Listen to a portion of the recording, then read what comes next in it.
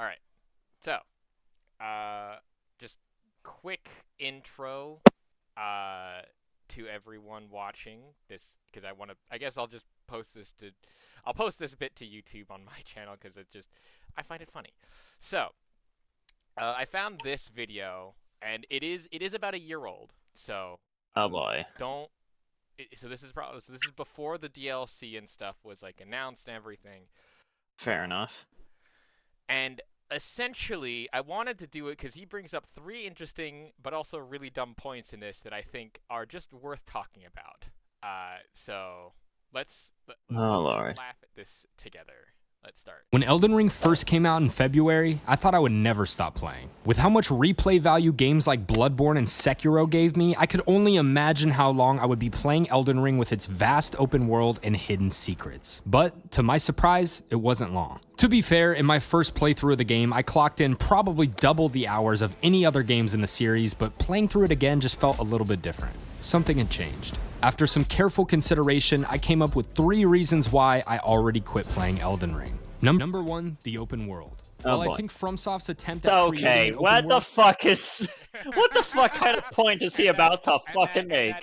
That is one of the reasons why I immediately was like, I need to talk about this.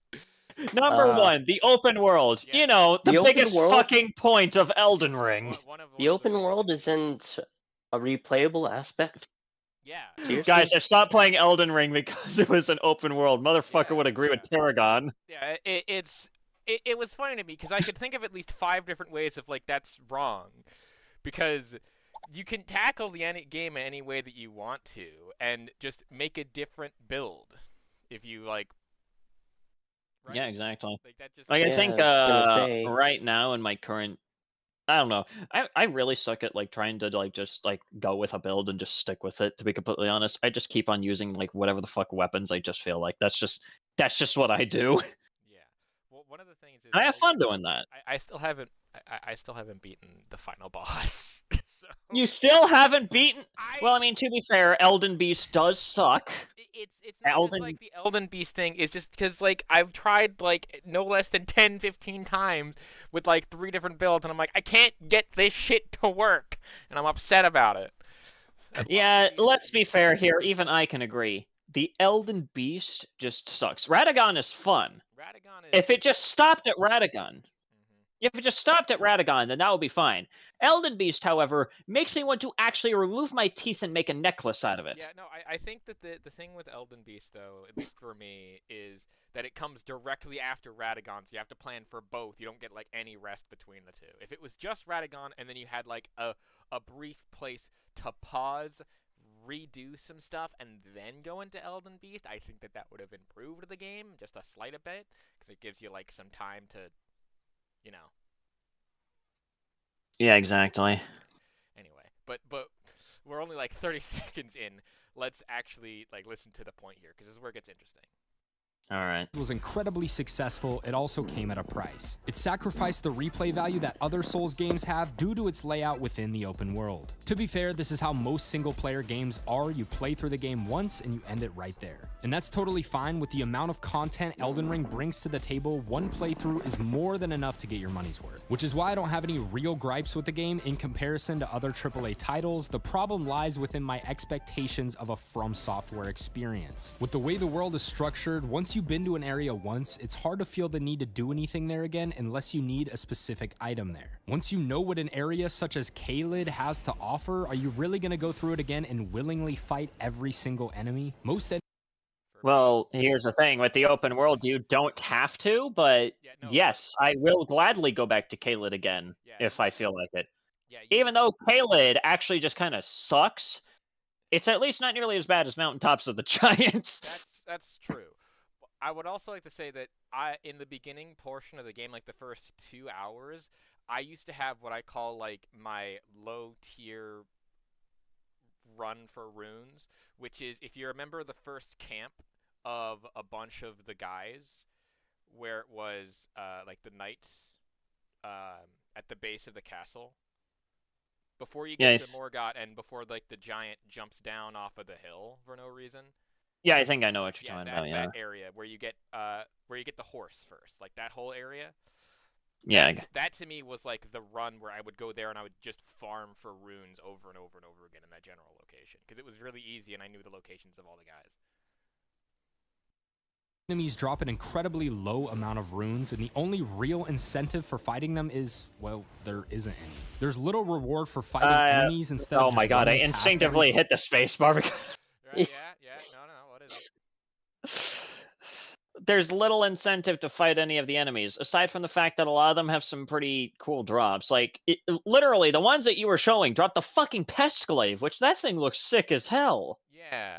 I would also like to say I think that I was one of those people that got kind of lucky because if you remember, there was like a specific boss drop of one of the weapons where it was like the sword of one of those monkey jade things. You know what I'm talking about? Are you talking about, what is it, the fucking the Watchdog sword? Yeah, the watchdog sword. Yeah, I don't remember exactly what it's called, but I do Yeah, know it has Watchdog in the name. The watchdog sword. I got that on like my first attempt, and apparently it was like a How the fuck? I don't know. I stumbled across it. It was really funny because I was going through a dungeon. I'm like, huh, weird, a new sword. And I looked it up later. It's like, This is a rare drop from this one particular enemy. It's like, how the fuck? I don't know. I mean, it sounds like a good sword. I mean, it's a meh sword. A meh sword. Yeah, at the point Only reason why I would probably pick it up is just for whatever Lord has.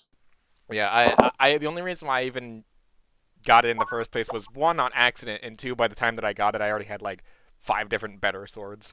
instead of just running past everything to the next side of grace, which puts a huge dent on the replay value in this game, considering that that's the core element that made these games successful. Bosses are the only real way to get a substantial amount of runes to level up, but we'll get to that later. Incorrect. The freedom that the open Incorrect? Yes, incorrect. There are, in fact, some good rune farming spots. In fact, there's 3 of them that I at least know of, and one of which... Sanity, But like, you don't realize the dude doesn't. The dude says like, "Oh yeah, but you don't you don't need to go and kill all the enemies over and over and over again to like get runes." You know, that's what he said earlier. oh right, yeah, we have to ignore the fact that, rune farming just doesn't fucking exist. We have to remember that. Fuck, I almost forgot It's about optional. that. Thank you for reminding me. Yeah. Well, I mean, yes, it is in fact optional, but like, let's be fair here. It's not. Rune farming spots are probably the main reason why people even make it to the end of the game. Yeah. world gives you was supposed to allow for smoother playthroughs once you know where you're going, but what it really does is cut out tons of content for you on your future runs. I honestly think having a more linear experience is stronger for these types of games, even though the open world has a nice change of pace.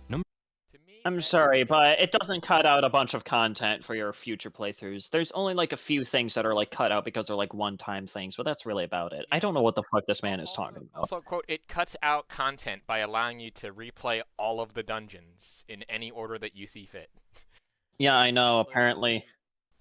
Like, if you want the Moontouch Greatsword again, or the other thing, you could just literally just beeline your way through that quest line on your New Game Plus run. Yeah, exactly. Number 2, the exploration. One of the biggest selling points for Elden Ring was the fact that you could go anywhere and explore to uncover hidden secrets within the world. The problem with this in terms of replayability is that most of the things you uncover within the world are dungeons with reskinned enemies and bosses or unnecessary items that you'll never use. Realizing this in my first playthrough, I'm really sorry, put a but you damper on don't my use excitement. rune arcs? I don't, actually. I mean... Never used them. Or the Starlight Shards, because I never knew what they did. Well, do you know what the rune arcs do? Don't they just, like, give you every buff in the game or something like that? Or like... Well, no, if you have a great rune equipped, right? If you have a great rune equipped, they activate the great rune. Right. Yeah. No, that's true. It's like, oh, it's also useless items. Like, every item technically has a use. Yeah, every item has its own fucking uses. Hell, I've managed to get some use out of the fucking, like, boiled prawn and shit like that, largely because the fucking flasks of Boiled physics prawn don't is last nearly as long really as I want. cool. Yeah, boiled prawn and boiled, I think, crab that you get later on. The crab from that whole guy. God, yes. Really good. I think this is like the syndrome of hoarding like consumable items. That's also very true. Yeah, the hoarding the consumable I played the 5th on that regard. For exploration. It was fun finding new areas or dungeons, but once I knew how to get to the main areas I needed, exploring the world felt kind of pointless. My incentive in the beginning was bosses. I love bosses in these games, and I was determined to beat every single one of them. Using a melee build, I knew most of the rewards I'd be getting would be useless for me, but it was still fun seeing what items I might discover. But after about 100 hours of doing this, Most of the rewards that you get would be useless for you in a game in which primarily most of the weapons are melee based. I'm sorry, but I don't know what the fuck you're talking about, dude. I mean, yeah, I guess. I was Most of likely the to get items from would be exploration useless. A game mostly melee. was either a reskin boss or a mediocre spell that I would never use. And to be fair, it's absurd for me to even whine about this considering the amount of content that there is in this game without including these dungeons and puzzles, but the other games never felt like this. Also, it's obvious that exploration isn't going to be as exciting in your second playthrough regardless of how great the items or bosses are since you already know what's coming. And speaking of bosses, number 3, the boss fights. This is without a doubt come on! Listen, I can in fact agree with him on this. The like regular dungeon bosses kind of being like just like regular enemies with like greater health in like some ways. I mean, to a degree I can understand why that was done. It was largely just so that way, you know, a lot more attention was focused on like everything else in the game. But like even still, I can definitely agree that a little bit more boss variety between dungeons would have been nice. But I can still kind of somewhat understand it, I guess, from a lore understanding, and I guess just from like a time saving perspective. And it doesn't really too much take away from like everything else. And even still, it kind of still keeps me coming back to Elden Ring just because, well, why the fuck not? I still have fun with it. But like, I just don't understand what the fuck he's even talking about here. Well, I think it's because the boss fights. There's a lot of bosses in the game that are just reskins of the actual enemies. Is just what he's talking about. Yeah, I get that. Later, but at the same time, I can see that in certain aspects, for some specific scenarios that he brings up, repeating bosses do make sense. But all of the main bosses that you fight, more often than not, they don't have repeats. Like yeah, the main Elden. The main line of Elden Ring enemies are completely unique. Yeah, and basically the repeats are just the side bosses that you can do if you want to. Yeah, the side bosses. Biggest reason I quit playing Elden Ring. I appreciate this that is they his tried biggest to reason. approach them in a different way to appeal to newer players while also throwing veterans off, but I just don't think they executed this properly. First of all, some of the movesets were so insane that the fights just didn't even feel fair. With bosses like Malekith or Millennia, it didn't even feel like I ever had a chance to fight back. And this game very much okay, wants well, you to be that's aggressive, just actually a skill issue, I can tell you that much. Listen, once you figure out Millennia is actually pretty easy. Like, I've been, like, ever since my first run through Millennia, I have been able to basically either first or second try Millennia every single New Game Plus afterwards. Yeah, no, it's one of that's one of those things where I looked at that and I'm like, that's definitely a skill issue. I'm sorry, but that is just a skill issue. Same thing with Malekith, although Malekith is a little bit more bullshit blazing than even Millennia is. I can agree with that one, but not like bullshit to the point where I would fully agree with him, but bullshit enough to the point where I could at least understand why he would have a problem with Malekith. Yeah, I definitely Malekith was one of those points that definitely caught me very fucking hard whenever I did it, and I don't think it was even Malekith in himself. I think it was the guard that happened to be in front. Oh, the fucking Draconic Tree Sentinels that you have to fucking run away from most of the time. I shit you not, like, every single time I have fought, ever since I reached, like, Malekith, I shit you not, every single time I would always end up losing, like, 1/10 of my fucking health because the fucking Draconic Tree Sentinel would hit me through the fucking fog barrier. Yeah. I think I was able to defeat him, and that's what I finally got to Malekith, and I'm like, thank God. Yeah, but that's the thing with Souls bosses. The point is to learn their patterns and the point is to learn how the fuck they work and not suck. Yeah, This game very much wants you to be aggressive, so it just didn't make much sense to me. There are bosses where I felt like I either had to fight them until I got lucky with RNG, or I had to use my Spirit Ashes. They give you absolutely no time to heal or even attack for more than one hit at a time. I went back to Dark Souls 3 the other day and was shocked at how many hits I could get in at once. Instead of making the bosses do modest damage with larger health bars like Dark Souls 3, Elden Ring made bosses have smaller health bars but can easily one-shot you if you're not careful. This is actually a huge problem I had with the game Neo. I love the game itself. Skill issue. Yeah, I looked at that gameplay and I'm like, you could have gotten at least 5 different hits off on Melania there. Like, yeah, he could have definitely gotten a few more hits in if he not only had the balls to do so, but also was just skilled enough to do so, instead of, like, standing there like a fucking, like, a deer in headlights, letting Melania smack your shit around to next Sunday. Yeah, that, and also, again, Melania has the ability to heal from hits, so you have to be very aggressive, but also know when to go in and back off. That's just, again, it's one of those skill issue things that... Yeah, it's one of those things where you literally just have to, well, learn and not, like, be an idiot. This is actually a huge problem I had with the game Neo. I loved the game itself, but no matter how far I got in the game, I was always either 1 or 2 hits away from dying at all times. That just kind of feels like artificial difficulty to me. But I think if Elden Ring had adjusted this a tiny bit, it would have made them much more enjoyable rather than dodging a 15-move combo just to get 1 hit in every time. Aside from this, I have to discuss the reskins. Personally, I would rather have more bosses as long as it doesn't hurt the quality of the main story ones, but some of the reskins really devalued the main bosses. Having Estelle appear twice kind of ruined the experience of finding him the first time, and this happened with tons of bosses in the game. You can even find Margit again in the open world. I also didn't like how the Margit and Morgott fights were so similar. Margit here's the thing, okay? With the Estelle thing, sure, I can kind of understand that. I don't understand why Estelle appears twice, like, at all, either. But with Margit appearing again, here's the thing.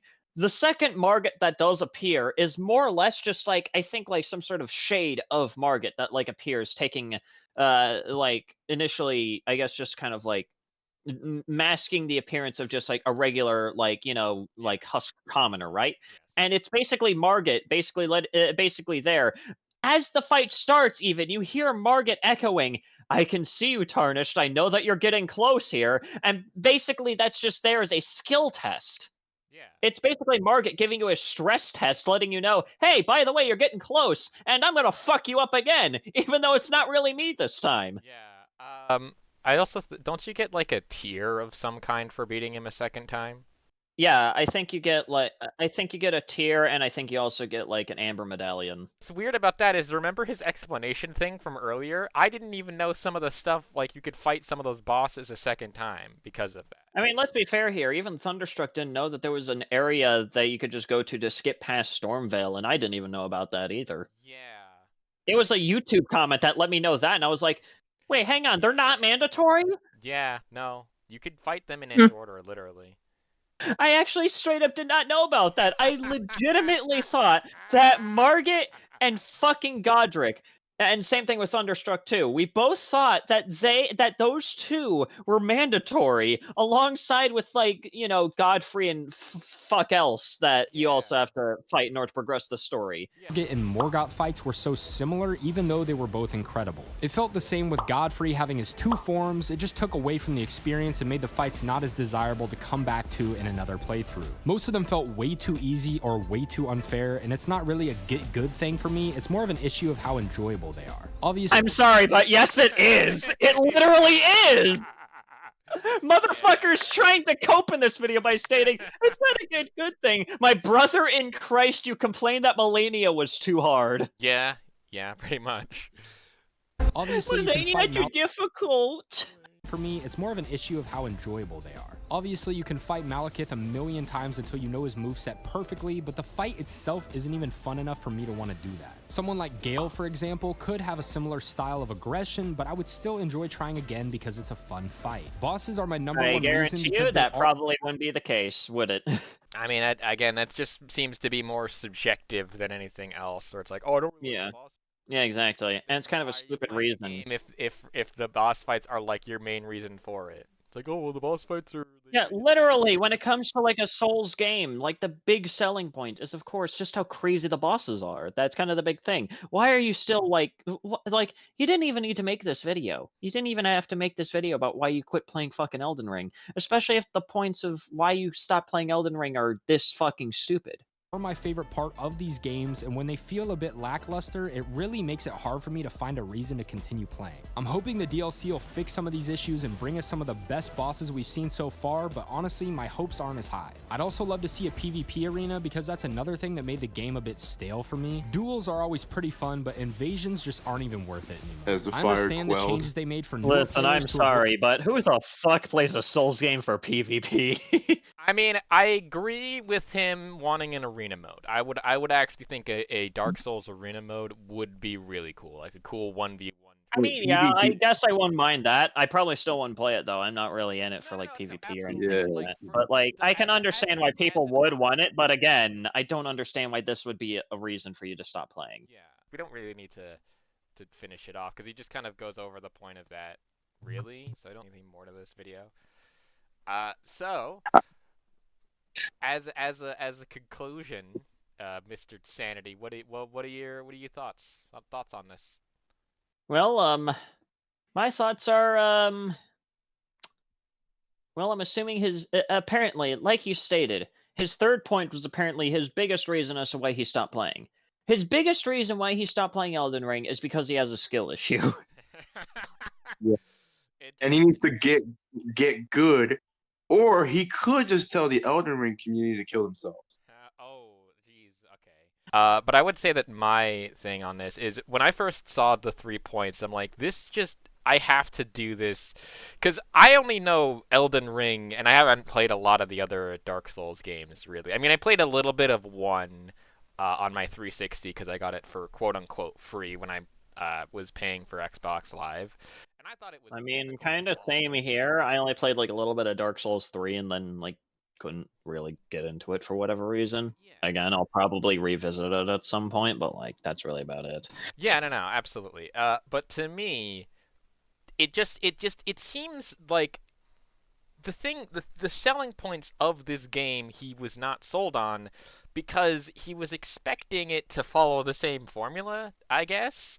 Because I don't know, it's just, I didn't like the points made in this video, to be honest. Like, the bosses being repeats for some of the optional ones, sure. Like, those can get boring, but, I mean, at least you know the attack patterns, right? Yeah. So, yeah. But there were some very creative bosses in there. Like, remember the Mimic fight? Yeah, the Mimic tier. Oh my God. The first time you run into the Mimic tier is always a fun time. Yeah. It was really funny because I think what I did was I ended up just like stripping down my character and then putting everything back on because I was told about that tip. Yeah, exactly. I think that's just kind of what everyone does when they encounter the Mimic tier. They just remove their weapons and then just walk in. Yeah, remove everything. Walk in. Let's do it, fisticuffs. Let's dance. Yeah, let's dance. Yeah, but and then I just suddenly equip my rivers of blood and just basically murk. Yeah. Anyway, I think that'll about do it for this episode of I talk into a microphone about random topics that I find interesting today. My name is GamePenguin21, and this is... Oh, right, this has been Sanity. Sorry, I zoned out just a moment there. No, it's fine. I'm a nobody. Yeah, and this was also Kem here, delivering some knowledge. And yeah, so thank you all so much for watching, and a peace off. Yeehaw. You wanna get away, you better get